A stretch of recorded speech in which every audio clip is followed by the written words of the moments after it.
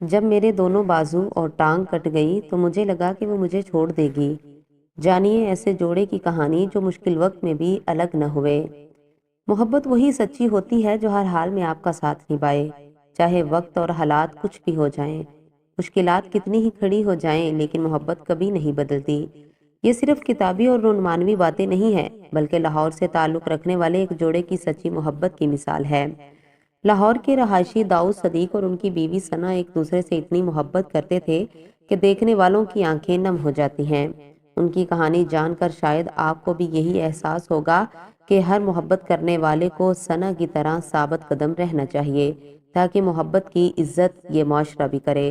داؤد کہتے ہیں کہ ثنا میری دور کی رشتہ دار ہیں جو کہ مجھے خاندان کے ایک تقریب میں ملی، جہاں وہ مجھے اچھی لگی اور ہماری دوستی ہوئی۔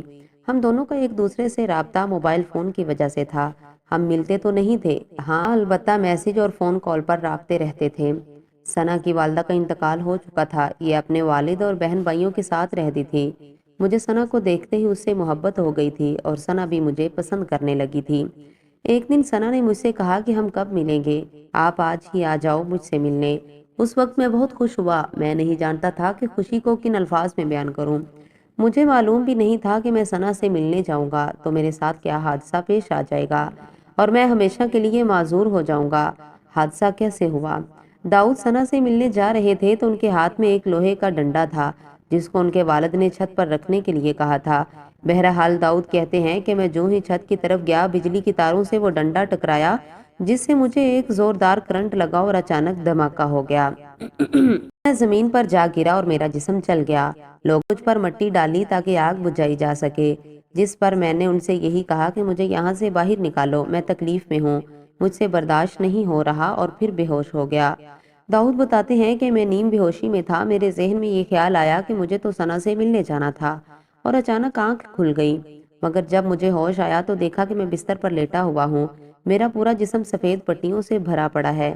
میرے چچا نے مجھے بتایا کہ میرے ساتھ حادثہ ہو گیا ہے اور اس لیے میری ٹانگ اور بازو کاٹ دیے گئے۔